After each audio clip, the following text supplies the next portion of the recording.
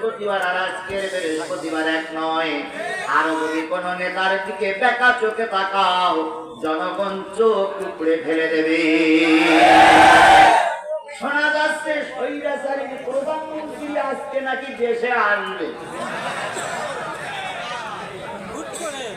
আমরাও ঘোষণা করেছি, সাহস থাকলে চলে এসো। দেখি তুমি কোন মায়ের দুধ খেয়ে বড় হয়েছ, আমি কোন মায়ের দুধ খেয়ে বড় হয়েছি।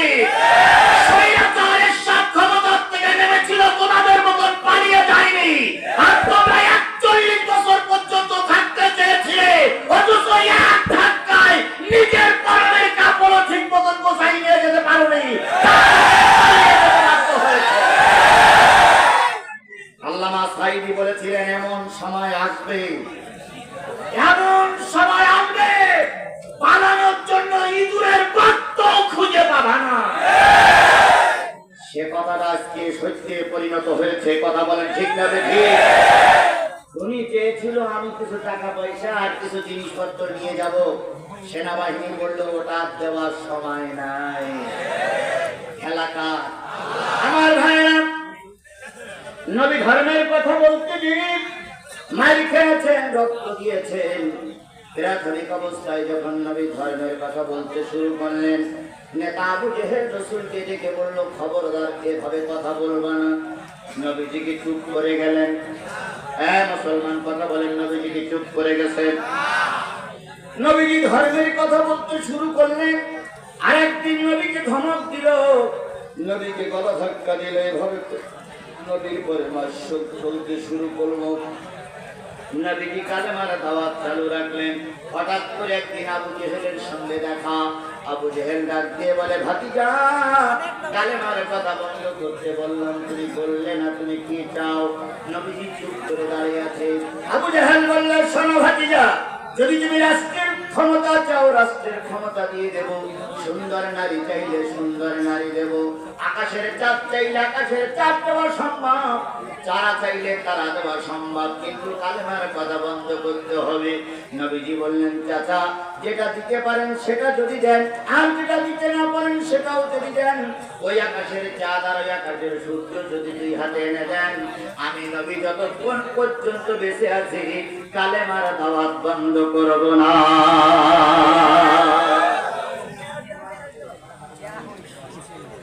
আবু জেহেলের রাগ হয়ে গেল। আবু জেহেল বলল, জানো আমি কে? আমি সরকারি দলের চেয়ারম্যান।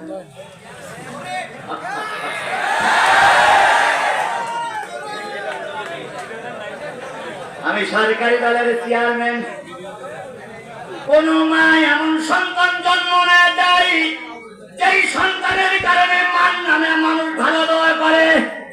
আর পৃথিবীতে এমন মা আছে যে কুলাঙ্গার জন্ম দেয়, যেই কুলাঙ্গারের জন্য মা বাপকেও গালিগালাজ শুনতে হয়। এই ইউনিয়নের সাবেক চেয়ারম্যান, পার্শ্ববর্তী ইউনিয়নের সাবেক চেয়ারম্যান, আল্লাহ পাক যে মায়ের পেট দিয়ে তার মুখ দেখাইছিলেন, এখন সে তো পালাইছে, তার মাও সেই সময় গালিগালাজ শুনতেছে। কথা বলেন ঠিক না বেঠিক? যদি ভালো সন্তান জন্ম দেওয়া যায়, তাহলে মৃত্যুর পরে মাও ভালো পুরস্কার পেয়ে যায়। আবু জেহেল বলতেছে যে ধর্মের কথা বন্ধ করো। নবী বললেন, যেটা দিতে পারো ওটাও যদি দাও, যেটা না দিতে পারো সেটাও যদি দাও, ধর্মের কথা বন্ধ হবে না। নবী এবার কথা বলার পর আবু জেহেলের কাছে ছিল তরবারি। তরবারি বাহির করে নবীজির মাথায় ৩টা আঘাত করলেন। ভালো করে শোনো মুসলমান, আল্লাহর নবী রক্তাক্ত হলেন, আহত হলেন, মাথা থেকে রক্ত বাহির হতে শুরু করলো।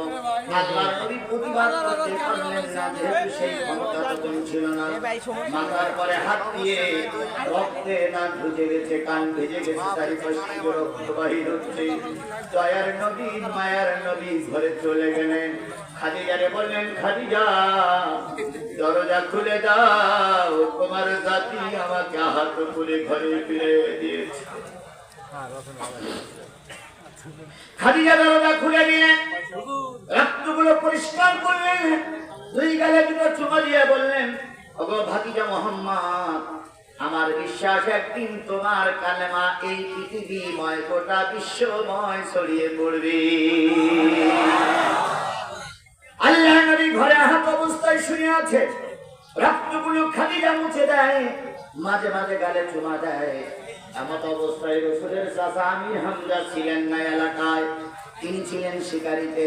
তিনি এসে শুনলেন ভাতিজা মোহাম্মদ আবু জেহেল মেরেছে।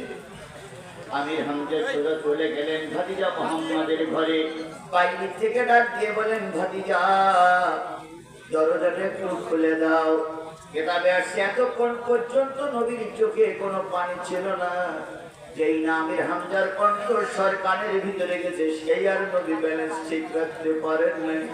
নবীজির চোখে দর দর করে পানি পড়তেছে।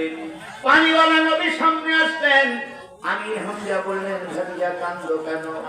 নবীজি বললেন, চাচা আপনারা থাকার পরও রাজপথে আমাকে মার খেতে হয়। আমির হামজা বললেন, কি অন্যায় করেছো? কোনো অন্যায় করিনি, একটাই কথা বলি, লা ইলাহা ইল্লাল্লাহ, এই কারণেই আমাকে মার খেতে হয়। নবী কালেমার দাওয়াত দিয়ে তরবারির আঘাত খেল। নবী কালেমার দাওয়াত দিয়ে শিয়া আবু তালেবে 3 বছর 3.5 বছর জেল খাটলো। নবী কালেমার দাওয়াত দিয়ে উহুদে মার খেল। নবী কালেমার দাওয়াত দিয়ে তায়েবে মার খেল। আর তুমি আর আমি কালেমার দাওয়াত দিয়ে কিছুই হয় না। তাহলে বুঝতে হবে তোমার কালেমা আর আমার কালেমা এক হচ্ছে না। এক কালেমায় দুটি রুজি আর এক কালেমায় ফাঁসি। এক কালেমায় দুটি রুজি আর এক কালেমায় ফাঁসি। কোন কালেমায় থাকবে তুমি জানাও জগৎবাসী। এক কালেমায় রুটি রুজি আর এক কালেমায় ফাঁসি। একই কালেমা বলে বিশ্ব আন্দোলনের সিপাহসালার বাংলাদেশের যুবকদের মুরব্বীদের মাথার মুকুট, এই সাকিয়ার সুপুরুষ আমাদের প্রিয় সাহেব মাওলানা মতিউর রহমান নেজামীকে ফাঁসির কাছে ঝুলতে হয়েছে। আর একই কালেমার দাওয়াত দিয়ে সোনাকিয়ার ইমাম হেলিকপ্টার চড়ে বেড়াচ্ছিল। একই কালেমার দাওয়াত দিয়ে আমির হামজা জেল খাটলো। একই কালেমার দাওয়াত দিয়ে আজারি বিদেশে চলে গেল। আর একই কালেমার দাওয়াত দিয়ে কুয়াকাটারা বিমানে চলে বেড়ায়। কালেমা তো একটাই। কি কালেমা একটা না? কথা বলেন, কালেমা একটা না? একই কালেমার দাওয়াত দিয়ে আল্লামা সাঈদী পুষ্করে জেলখানা থেকে বের করে হাসপাতালে মেরে দেওয়া হলো। আর একই কালেমার দাওয়াত দিয়ে সরমনার বিশ্বে ঘুরে বেড়ায়। দুইজনেই একই কালেমা পড়ে, কেউ ফাঁসিতে ধরে আর কেউ আরামে ঘুরে বেড়ায়।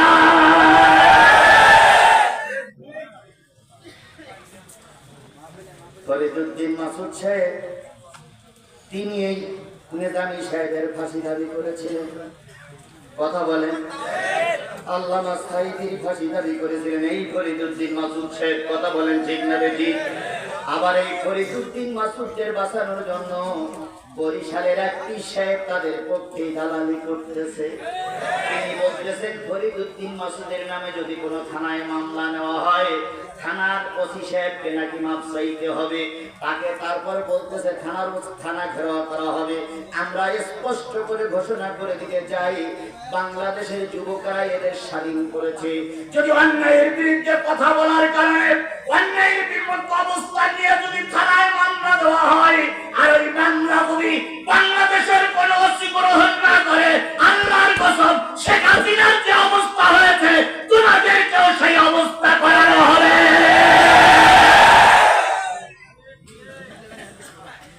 ফাজলামি করার একটা শেষ আছে। কথা বলেন, ঠিক না বেশি? আমরা কিন্তু আসমান থেকে পানির মতন নাজিল হইনি। আমরা কিন্তু টুকরা ঘাসের মতন মাথা উঁচু করে দাঁড়াইনি। আমরা কিন্তু ভারত থেকে পাসপোর্ট করে এদেশে আসিনি। আমরা মায়ানমার থেকে এদেশে আসিনি। আমরা এদেশের বৈধ নাগরিক। এখানে আমাদেরও কথা বলার অধিকার আছে।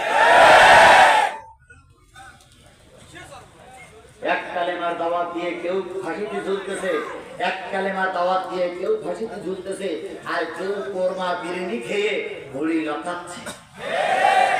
তোমার কি কালেমা আর আমার কি কালেমা? পাশাপাশি তো এই মসজিদ এক মসজিদের ইমাম সাহেবের নামে কোনো মামলা নেই, আর এক মসজিদের ইমাম সাহেবের নামে 10টা মামলা। এসব কি এলাকায় আছে? তো 4 দোকানে 2 ইমাম সাহেব চা খাচ্ছে, 4 দোকানে 2 ইমাম সাহেব চা খাচ্ছে। তো চাওয়ালা বলতেছে, হুজুর আপনিও হুজুর, উনিও হুজুর, ওনার নামে 10টা মামলা, আপনার নামে তো কিছু হয় না। তখন এই যার নামে মামলা নেই উনি বলতেছে, আমি একটু বুদ্ধি শুদ্ধি করে চলি, এই জন্য আমার একটাও মামলা হয় না। রাসূল কালেমা দাওয়াত দিয়ে আবু জেহেলের কাছে মার খেলো, রাসূল কালেমা দাওয়াত দিয়ে তায়েফে রক্ত দিল, রাসূল কালেমা দাওয়াত দিয়ে উহুদে রক্ত দিল। আর তুমি সেই একই কালেমা দাওয়াত দিয়ে মসজিদ ইমামতি করো, তোমার নামে কিছুই হয় না। তাহলে বুঝতে হবে তোমার কালেমা রাসূলের কালেমা এক হচ্ছে না, নিশ্চয়ই কোনো জায়গায় ফাটল আছে। আজকে যদি গোলালো মার্কা ইমাম, গোলালো মার্কা পীরিরা যদি সমাজে না থাকতো, বিশ্ব নন্দিত আলেম আল্লামা সাঈদী আমরা হারাতাম না। আজকে যদি গোলালো মার্কা কিছু ইমাম সমাজে না থাকতো, বিশ্ব আন্দোলনের বীর সৈনিক মতিউর রহমান নিজামীকে আমরা হারাতাম না। আজকে যদি এই কি বলে দালাল মার্কা হুজুর বাংলাদেশে না থাকতো, আমরা কামারুজ্জামান ভাইকে হারাতাম না, আমরা আলী হাসান মোহাম্মদ মুজাহিদকে হারাতাম না। শুধুমাত্র একমাত্র কারণ হচ্ছে হুজুররা হুজুরদের বিরোধিতা করার কারণে ওরা এত সুযোগ পেয়েছে। আমরা যদি বাংলাদেশের সব টুকরাওয়ালা একবারকে বলতাম যে ইসলামের বিপক্ষে যারা অবস্থান নেবে, আজকে থেকে শপথ দিলাম করার পরে জানাজা পড়বো না, তাহলেও জানাজা পড়ার আগেই সোজা হয়ে যেত। কিন্তু আমি না বললে আর এক মৌলী বলতেছে আমি তো পড়ার জন্য রেডি। সে মৌলবি আছে, এ মঞ্চেও দিয়ে একজন আছে।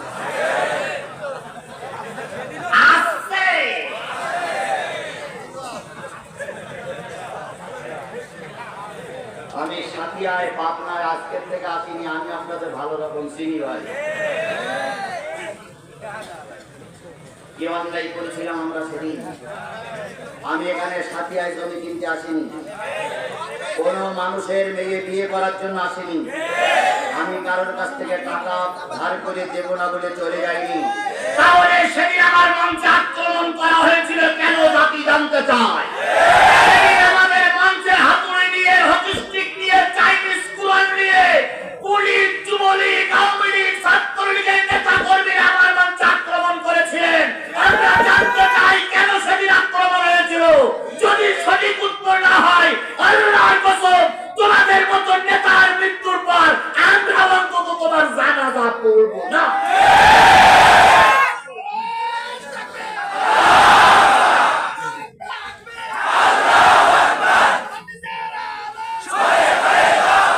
আর এই কথাগুলো যখন বলি তখন কিছু লোক বলে জিহাদি আসে রাজনীতি করতে, ঠ্যাঙের গিরে ছাড়াই ফেলবো। আমি সেদিনও যা ছিলাম আজও তাই আছি, কথা বলেন ঠিক যাবে ঠিক। সেদিন রক্ত দিয়েছিলাম, মারি খেয়েছিলাম, এখান থেকে আমাকে চলে যেতে বাধ্য করেছিলেন, তবুও যতটুকু ছিলাম বাঘের বাচ্চার মতন ছিলাম, এক মিনিটের জন্য মাথা নত করিনি। সেদিন যদি বাঘের বাচ্চার মতন থাকতে পারি, আজও বাঘের বাচ্চার মতন।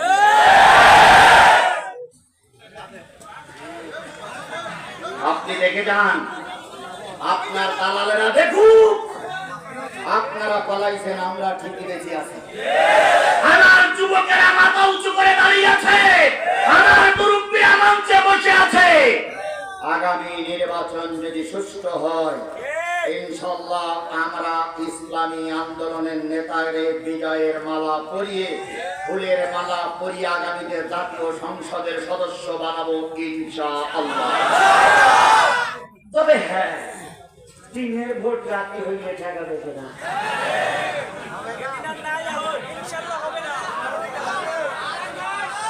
বলতেছিলাম আবু জাহেল রাসূলের মাথায় কয়টা ঘাত করেছে? রক্তাক্ত নবী আমি হামজা আসলেন, নবীজি বললেন আমাকে কি আঘাত করেছে। আমি হামজা বললেন ভাতিজা অপেক্ষা করে, একটু পরেই আসতেছি।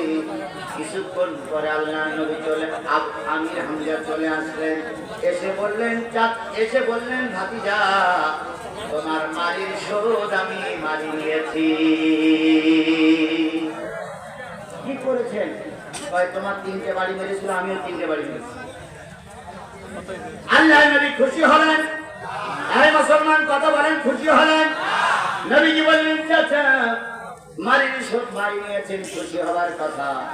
কিন্তু আজকে খুশি হতাম তখনই যদি শুনতাম আপনার মুখে কালেমা পড়তেছেন আপনি।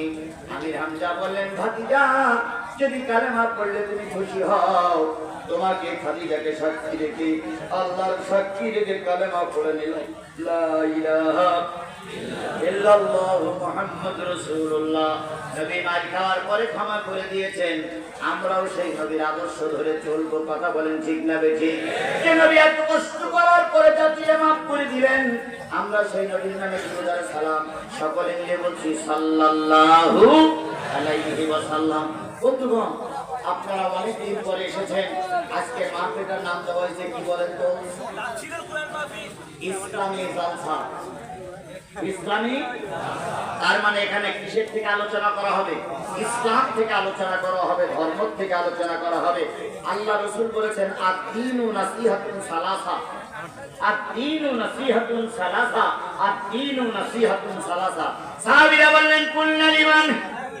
নবীজি বলেন ক্বালা লিল্লাহ ওয়া লিরাসূলিহি ওয়া লিকিতাবিহি ওয়া লিআইম্মাল মুসলিমিন।